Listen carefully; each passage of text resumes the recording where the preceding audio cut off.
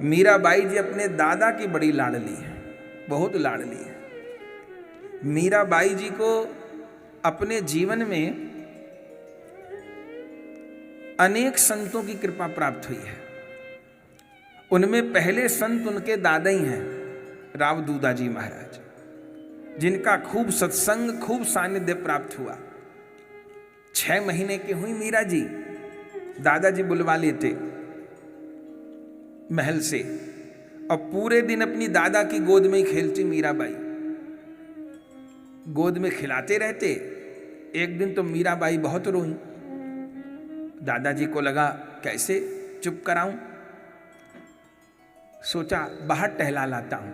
तो गोद में लेके सैनिक सेवक लोग साथ में चले, गोद में दादाजी ले लिए। आज भी मंदिर है चार भुजानाथ का मेड़ता जी में, बहुत लोग दर्शन करने आते हैं। स्वयं प्रकट ठाकुर हैं। वो जो ठाकुर हैं वो मीराबाई के दादाजी के हैं, चार भुजानाथ। तो गए मंदिर में लेकर के, जाते ही थे उस दिन गोद में लेके गए। बच्चा कई बार बाहर ले जाने से खुश हो जाता है। तो जैसे मंदिर में पहुंचे तो बिटिया को नीचे उतार दिया और खुद हाथ जोड़ करके प्रार्थना करने लगे, जो वो स्तुति करते थे। 5 मिनट आंख खोली तो देखा मीरा ही नहीं। कहाँ गई कहाँ गई, अभी तो इतना रो रही थी, कहाँ गई। मंदिर में आते चुप हो गई, अब गायब हो गई। इधर देखा उधर देखा, थोड़ी देर बाद देखा तो 6 महीने की मीरा सरकते सरकते सरकते चार भुजानाथ के गर्भगृह में चली गई हैं और चार भुजानाथ के चरणों के ऊपर अपना माथा रखा हुआ है मीराबाई। जो देखे राव दूदाजी, अरे मेरी लाडली कहाँ चली गई। भीतर जाकर के गोद में लेकर के आए हैं। और अब तो मीराबाई जी को जब ठाकुर जी का दर्शन करना हो वो रोने लग जाए और दादाजी को समझ में आ जाए अब ये दर्शन करने की बोल रही है। अब वो गोद में भर के ले जाएं, चार भुजानाथ का दर्शन करें, प्रसाद चरणामृत मिलें, बच्ची को ले आए। 1, 1.5, 2 वर्ष की हुई हैं, धीरे धीरे बोलना सीख रही हैं। अपने दादाजी के साथ उनका बड़ा सत्संग होता है। अब पूर्व जन्म में तो माधवी हैं। जब परिकर भी अवतार लेता है किसी माता पिता के यहाँ, तो फिर वो नरलीला ही करके दिखाते हैं। जैसे एक बालक बढ़ता है, जन्म लेता है, तो जैसे एक बालक की भोली भोली बातें होती हैं, परिकर भी वैसे ही करते हैं, लेकिन बस उनकी बातें विलक्षण होती हैं। कई बार घरों में भी देखने को मिलता है कि एक ही पिता के 4 संतान हैं, 2 संतान हैं, विचार सबके अलग अलग हैं। कोई बालक होते हैं कि छोटेपन से उनका पूजा में पाठ में बहुत रुझान होगा। तो हमको तो लगता है कि हमारे यहाँ जन्म हुआ है, बालक 1 साल का है, 2 साल का है, 4 साल का है। माँ बाप ने जो संस्कार दिए हैं वो भी बहुत महत्वपूर्ण हैं, पर वो बालक एक संस्कार की पूंजी पिछली भी लेके आया है, एक कर्म की पूंजी पिछली भी लेके आया है। पिछले भी संस्कार अच्छे लेके आया हो और इधर माँ बाप भी अच्छे संस्कार दे दें, तब जीवन में अद्भुत प्रकाश हो जाता है। मीराबाई जी के जीवन में यही हुआ है। वो तो गोपी हैं पूर्व जन्म की और बहुत पवित्र परिवार में जन्म हुआ। दादाजी के पास बैठी रहती हैं। एक दिन दादाजी से बोली, दादाजी बोलो बिटिया, भगवान कहाँ रहते हैं? अरे बेटी, भगवान तो सब जगह रहते हैं। तो सब जगह रहते हैं दादाजी, तो दिखाई तो कभी नहीं देते? नहीं, किसी किसी को दिखाई भी देते हैं। तो किसको दिखाई दिए? अरे ध्रुव जी को दिखाई दिए, प्रहलाद जी को दिखाई दिए। अच्छा, ध्रुव जी प्रहलाद जी को भगवान दिखाई दिए? हाँ दिखाई दिए। तो जब ध्रुव जी को दिखाई दिए भगवान, तो वो कितने बड़े थे? अरे वो तो मेरी बेटी मीरा के जितने बड़े ही थे जब उनको भगवान दिखाई दिए। अच्छा, तो हमको क्यों नहीं दिखाई पड़ते? अरे बेटी, अच्छा ऐसे समझ, तेरी माँ माखन बिलोती है? हाँ हाँ, दासियां महल में माँ आज्ञा करती हैं तो माखन बनाती हैं। कैसे बनता है माखन, कभी देखा है? हाँ माँ रात को दासी को कहती है कि दूध में जामन लगा करके जमाने रख दो, फिर सवेरे दही बन जाती है। फिर माँ दासियों से उसको बिलवाती हैं और उस दही से फिर माखन बन जाता है। फिर क्या करती हैं, फिर उस माखन को जो महल की दासियां हैं वो चूल्हे पर तापने के लिए धर देती हैं। फिर तपते तपते उस माखन से घी बन जाता है। तो बता बेटी, दूध से घी बना कि नहीं बना? दूध से बना। अच्छा, अब ये ले दूध का पात्र, बता इसमें घी कहाँ है? घी तो नहीं दिखाई दे रहा। तो दूध में घी दिखाई नहीं दे रहा तो बता क्या घी नहीं है? नहीं, घी तो है, पर एक विशेष विधि के द्वारा निकालने पर घी निकल आता है। ऐसे ही बेटी, हरि व्यापक सर्वत्र समाना, प्रेम ते प्रगट होई में जाना। जैसे दूध में घी व्याप रहा है, ऐसे ही चर चराचर में भगवान विराजमान है। कोई कोई भक्त इस जगत में ही भगवान को प्रकट कर लेता है। दादाजी आप बहुत अच्छे समझाते हो, पर वो प्रकट कैसे होते हैं एक बार बताइए ना। अच्छा बता, तेरी माँ मेहंदी लगाती है? हाँ लगाती हैं, त्योहार पर लगाती हैं, कोई विशेष अवसर होता है लगाती हैं। अच्छा, तो मेहंदी तूने देखी है कैसी होती है? बोले हाँ माँ, हरी हरी पत्तियां मंगवाती हैं मेहंदी की, फिर क्या करती हैं? फिर उसको एक पात्र में भिगो देती हैं। अच्छा, पत्ती हरी होती है, फिर क्या होता है? फिर सवेरे दासी उसको रगड़ती है सिलबटना के ऊपर। फिर वो जो रचना करनी जानती हैं, वो कभी मोर की पंखुड़ी लेकर के, कभी कोई पतली सलाई लेकर के उस मेहंदी को माँ के हाथ पर सजाती हैं। अच्छा, फिर जब तेरी माँ के हाथ पर मेहंदी लगती है और माँ हाथ धोती है तो क्या हरा रंग चढ़ता है कि लाल रंग चढ़ता है? दादाजी चढ़ता तो लाल रंग है। तो बता, मेहंदी की पत्ती तो हरी और रंग चढ़ जाता है लाल, कैसे? ये तो मुझे नहीं पता। देख बेटी, जैसी हरी पत्ती के भीतर लाल रंग छिपा है, पत्तियों को भिगोने पर, उनका घर्षण करने पर, रचाने पर लाल रंग निखर के आता है, ऐसे ही भगवान के नाम में ही भगवान छिपे हैं। श्री कृष्ण नाम में ही कृष्ण छिपे हैं, श्री राम नाम में ही श्री राम छिपे हैं। जो नाम का आश्रय ले लेता है और धीरे धीरे उस नाम का अपनी जीभा से घर्षण करता है, तो उस नाम के भीतर भगवान के जो प्रेम का रंग छिपा है वो हृदय में प्रकट हो जाता है। आहा दादाजी, आप बहुत अच्छे से समझाते हो, और समझाओ। दिया सलाई देखी है तूने? हाँ देखी है। तो दिया सलाई के भीतर जो काठ की तिल्ली होती है कैसे जुड़ती है? तो दादाजी, दिया सलाई में काठ की तिल्ली होती है और काठ की तीली के ऊपर मसाला लगा रहता है, तो अपने आप जल जाती है क्या? ना, वो दिया सलाई की एक तरफ पीठ पर एक खांचा बना होता है। जब दिया सलाई की उस काठ की तिल्ली को उस खांचे पर रगड़ते हैं तो अग्नि प्रज्वलित हो जाती है। ठीक है बेटा, इसी प्रकार जब वह हरि नाम भक्त के हृदय वाले खांचे पर घर्षित होता है ना, तो प्रेम वाली अग्नि प्रकट हो जाती है। फिर भक्त को भगवान का दर्शन हो जाता है। दादाजी, आप मुझको बहुत अच्छे से समझाते हैं। आपने वो जो मेहंदी वाला उदाहरण दिया वो मुझको बहुत अच्छा लगा, लेकिन आप उसको नाम के पक्ष में मुझे अच्छे से समझा दीजिए एक बार और। तो सुन बेटी,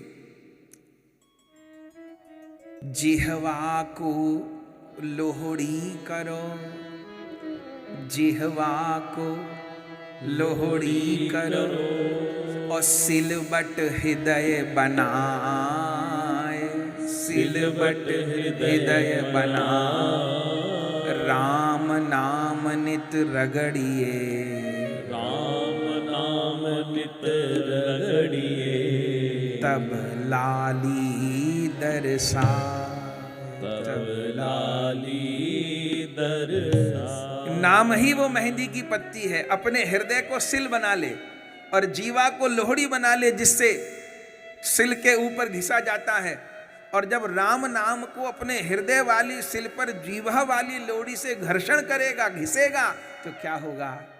तब वह प्रेम की लाली प्रकट हो जाएगी, ठाकुर जी का स्वरूप प्रकट हो जाएगा। ये सुनते ही मीराबाई प्रसन्न होकर अपने दादा को गले से लगा लेती है। मेरे बहुत प्यारे दादा। दादाजी भी कहते हैं मेरी बड़ी लाडली पुत्र। वो कहती है मैं आप जैसे दादा को पाके धन्य हो गई। दादाजी कहते मैं तेरी जैसी बेटी को पाके धन्य हो गया। तो दादा पोती का खूब सत्संग चलता है। इधर धीरे धीरे धीरे धीरे आप बड़ी हो रही हैं।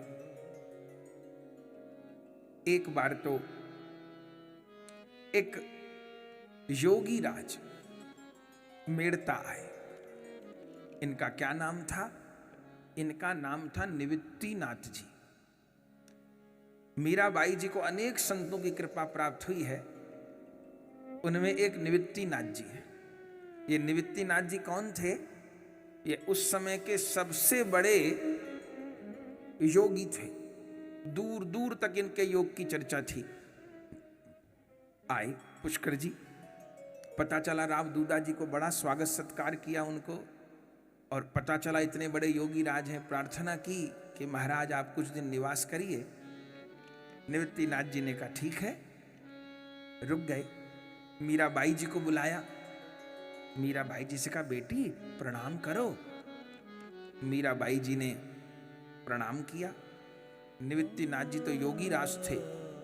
देखा मीराबाई को, देखते ही रहे। राव दूदा जी से पूछते हैं कौन है ये बेटी? बोले महाराज मेरे मझले बेटे की बेटी है, मेरी पोती है मीरा। विलक्षण कन्या है महाराज, इस बेटी की तो विशेष संभाल करो आप। महाराज जो कोई आते हैं सब यही कहते हैं ये बेटी कौन है, हम इसकी कैसे संभाल करें। अब ज्यादा तो भक्तों के बारे में बताया नहीं जा सकता, बस यही जान लीजिए कि कान्हा की कोई बिछड़ी हुई गोपी है, कोई कन्हैया की बिछड़ी गोपी है, अपनी साधना पूरी करने आई है, अब फिर अपने प्यारे को प्या लेगी। महाराज मेरी आपसे विनती है, कहिए आप कुछ दिन यहां रुकें। मैं चाहता हूं आप मेरी बेटी मीरा को योग सिखाएं। इस बेटी मीरा को, इसको तो कुछ भी सिखाना मेरे लिए सौभाग्य होगा। आप कहेंगे तो मैं जो जानता हूं सिखा दूंगा, पर बाकी ये भक्ति पथ की पथिक है, योग मार्ग की पथिक ये नहीं है, पर आप कहते हैं तो मैं सिखा दूंगा। निवृत्तिनाथ जी रुक गए बंधुओं, और कई महीने निवृत्तिनाथ जी ने निवास किया है। छोटी सी मीरा है, उनको योग सिखाया है, और थोड़े दिन में ही श्री मीराबाई योग में परम प्रवीण हो गई। ग्रंथ में लिखा है गुरुदेव जितनी देर जो आसन करने के लिए कहते थे, पहले दिन से मीराबाई उस आसन को दुगने तिगने समय कर लेती थी। जैसे प्राणायाम करने को कहते थे बिल्कुल ठीक, पर एक बार बताना पड़ेगा, 100% सब ठीक करती थी। धीरे धीरे उनका विस्तार होने लगा। 1 महीना बीता था। एक दिन गुरुजी से बोली, गुरुजी कहो बेटी मुझे कुछ कहना है। कहिए। कि जब मैं प्राणायाम करने बैठती हूं तो मुझे यहाँ कमर के नीचे वाले हिस्से में, मेरुदंड के एकदम नीचे वाले हिस्से में कुछ खारिश जैसी महसूस होती है, कुछ फुसफुसाहट महसूस होती है। ऐसा लगता है कि एकदम नीचे कमर के हिस्से से कोई चीज ऊपर उठना चाहती है पर रुक रही है।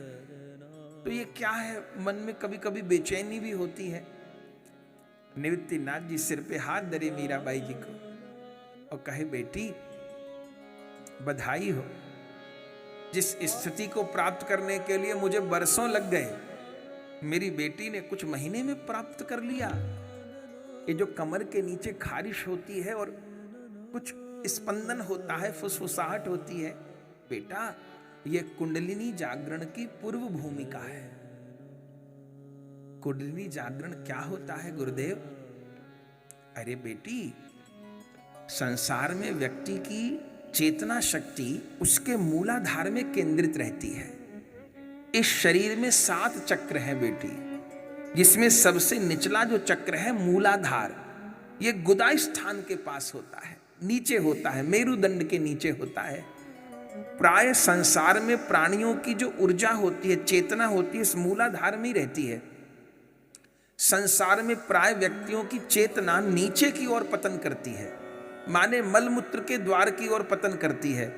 जिंदगी बीत जाती है, बस आसक्ति कहां बंधी रहेगी? खाने में, पीने में, भोगने में। खाना पीना सोना भोगना, खाना पीना सोना भोगना। मरते दम तक चेतना यहां से आगे नहीं जाती, क्योंकि मलमूत्र के नीचे की ओर गति रहती है चेतना की। महापुरुषों की चेतना की नीचे की तरफ गति नहीं होती, महापुरुषों की चेतना की ऊपर की तरफ गति होती है। तो उनकी जो चेतना है वो मलमूत्रों के द्वार की ओर गति नहीं करती, ऊपर की ओर गति करती है। और जब वो गति करती है तो एक एक चक्र का छेदन करती है, और चक्र का छेदन करते करते करते करते करते करते जब यहां ब्रह्मांड में आती है तो उन महापुरुषों का अखंड ज्ञान, अखंड प्रेम जागृत हो जाता है। और योगी लोगों की तो यहां कपाल से 9 द्वार तो शरीर में है, एक 10वां द्वार यहां भी है। प्रेमियों का, ज्ञानियों का वो 10वां द्वार खुल जाता है यहां। योगी लोग तो ब्रह्म रंध्र को फाड़कर अपनी चेतना को प्रभु में मिला देते हैं। तो ये बहुत शुभ संकेत है। तेरा पवित्र शरीर है, तेरा पवित्र भाव है। अब बेटी सावधान रहना, तुम जब योग का अभ्यास करती हो तो अपने कक्ष में भीतर सांकर लगा लिया करो, ताकि कोई बीच में और विक्षेप न करे आकर के।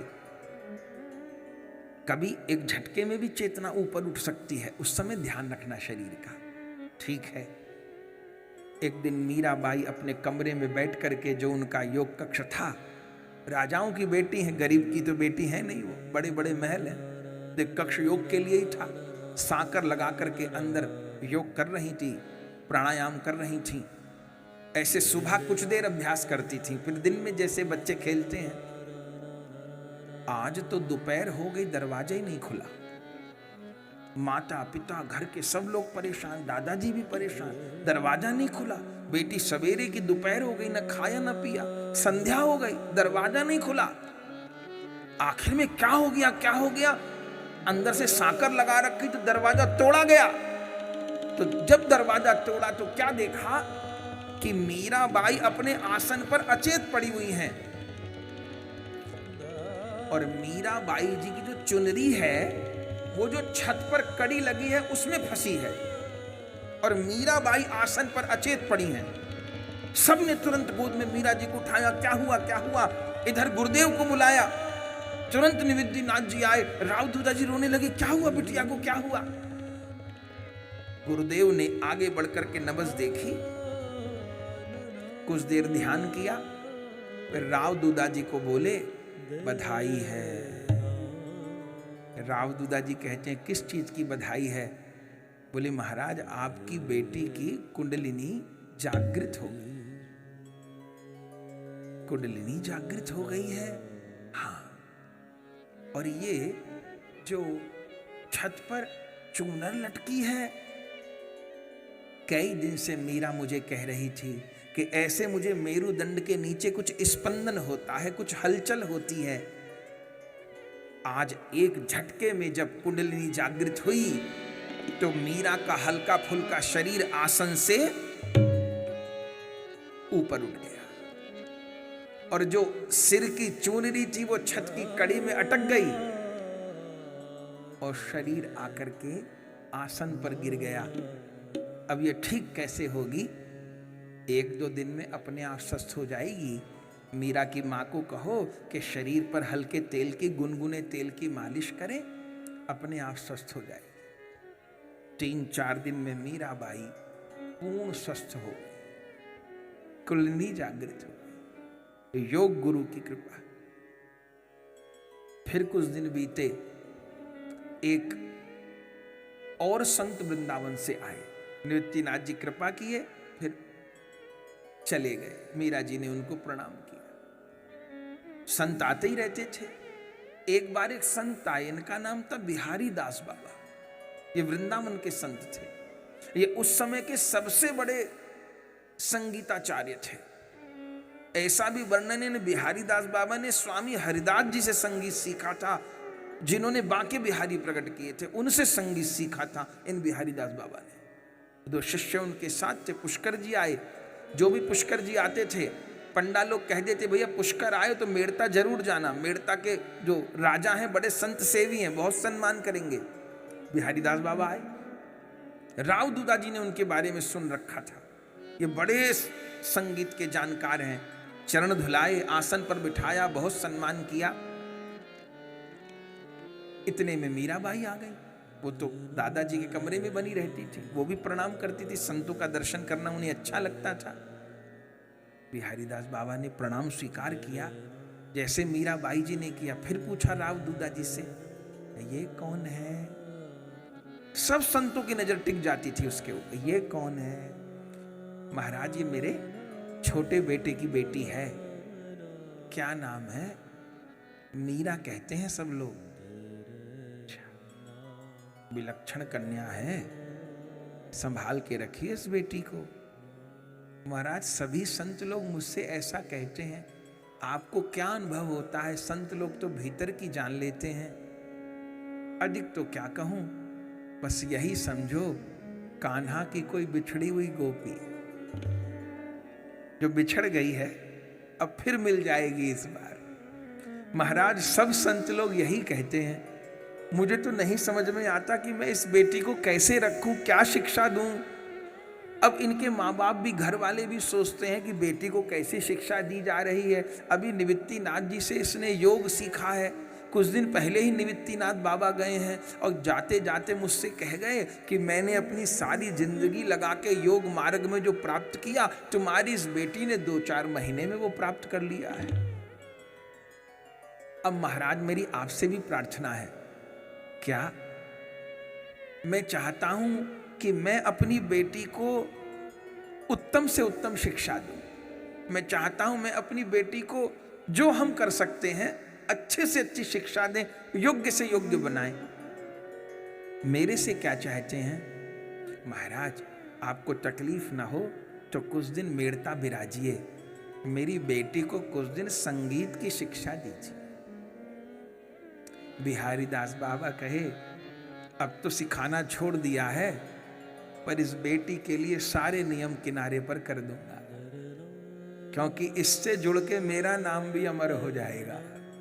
आपकी बेटी को संगीत सिखाऊंगा तो मेरी कला भी धन्य हो जाएगी। बंधु, हम लोग संक्षेप में सब बात कहते हुए आगे बढ़ रहे हैं। चरित्र में वर्णन है कि बिहारी दास बाबा 2 वर्ष रहे हैं मेड़ता, 2 वर्ष रहे हैं मेड़ता, और श्री मीराबाई जी के भीतर अपने संपूर्ण जीवन की संगीत की साधना को उड़ेल दिया। और मीराबाई के रोम रोम से, भक्त तो हैं ही जन्मजात, संगीत का प्रवाह और हो गया। एक नाम ब्रह्म है, एक नाद ब्रह्म है। नाम तो ब्रह्म है, जो ठाकुर जी का नाम है ये ब्रह्म है। ये नाद भी ब्रह्म है, जो संगीत है ये नाद भी ब्रह्म है। नाम भी ब्रह्म है और नाद भी ब्रह्म है। और जब ये नाम ब्रह्म और नाद ब्रह्म मिल जाते हैं तो फिर परब्रह्म प्रकट हो जाता है। नाम ब्रह्म, नाद ब्रह्म। संगीत की शिक्षा पूरी हुई, बिहारी दास बाबा भी विदा हुए। मीराबाई जी की लगभग 5 वर्ष की आयु